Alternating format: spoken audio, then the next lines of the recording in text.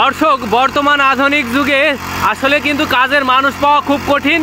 এই জন্য একটা ছোট্ট যন্ত্রের মাধ্যমে আপনি আপনার কৃষি কাজ সকল ধরনের কাজ কিন্তু করতে পারেন। দেখেন কি চমৎকারভাবে এই জমিটা চষা হচ্ছে বা মুখী কচুর জন্য এই জমির বেড তৈরি করা হচ্ছে, যেখানে একটা মানুষ ভাই ভাই একটু বিস্তারিত একটু বলেন, আপনার কেমন লাগছে? খুব ভালো লাগছে ভাই। ভালো লাগছে? আর মনে করেন আমার ভিডিও তো ফেসবুকেও আছে। হ্যাঁ হ্যাঁ, এর আগেও আমার ভিডিও পোস্ট করা হয়েছে ফেসবুকে। তাই অনেক লোক দেখেছে আমার এই কাজ। আচ্ছা, দেখে কি বলে একটু বলেন তো। আবার মনে করেন আমার খুব প্রশংসা করে যে ভাই এই আপনার তো খুব ভালো করে।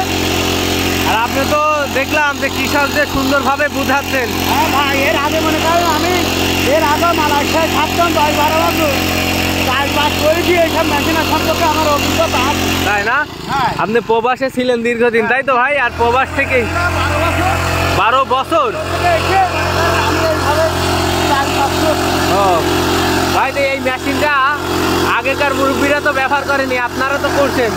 আরে ভাই, মুরব্বীদের আমলে তো মেশিন ছিলই না, ব্যবহার করবে কোন? তাদের আমলে তো মনে করেন গরু নাঙ্গল ছিল, চাষবাস করতে খুব কষ্ট করি। আর এখন তো মনে করেন ডিজিটাল যুগ, চাষবাসও খুব ভালো হয়। মনে করেন বিভিন্ন ধরনের মেশিন এসে ভাই এই মেশিনগুলোর ভিডিও আপনি তো এর আগেও আমরা দেখছি। এর আগেও আমার ভিডিও আছে ফেসবুকে, তাই না? তারপরে আমি মনে করি অনলাইনে দেখেছি, দেখেই তো আমি মেশিন।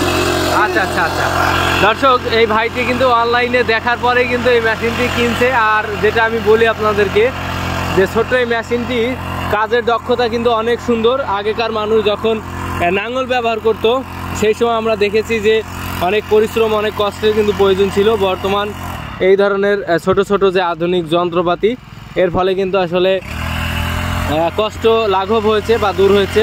আর এই মেশিনগুলোর টেম্পারেচার বা কোয়ালিটি কিন্তু অনেক ভালো।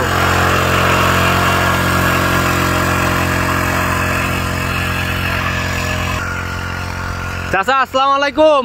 ওয়ালাইকুম আসসালাম। কাকা, এই যে আপনাদের সময় তো এই ধরনের মেশিন বা যন্ত্রপাতি ছিল না? ছিল না, ছিল না আমাদের কোনো। আচ্ছা, একটু শোনেন, এই মেশিনের একটু সুবিধা একটু বলেন তো। আপনারা তো ব্যবহার করছেন এখন।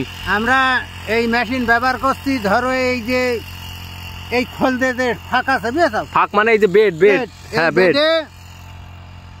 জোন লাগে খুঁজতে, খোঁটা জোন লাগবে না। আচ্ছা, এই বেড দিয়ে চলে যাবে। আচ্ছা আচ্ছা, চলে যাওয়ার পর কোনো ঘাস বন যা থাকবে সব নষ্ট নাবাদ দিয়ে যাবে। ও মানে এখানে জোনের কোনো প্রয়োজন হয় না, না। ওই মেশিন দ্বারাই হ্যাঁ করা যায়। ওই মেশিন দ্বারা সব হয়ে যাবে। তাই কাকা, তা কি মনে হচ্ছে এই মেশিন যদি কৃষকরা কেনে তাহলে কি মোটামুটি তাদের কাজ কাম করতে পারবে? লাভবান হবে ইনশাল্লাহ, তাই তো? হ্যাঁ, লাভবান হবে। আচ্ছা আচ্ছা, আপনারা কিসের জমি করছেন এটা? আমরা এই ধান কেটে কচু লাগাচ্ছেন, তাই তো? লাগাচ্ছি ট্রাক্টর দিয়ে ভেঙে। আচ্ছা আচ্ছা, ধন্যবাদ।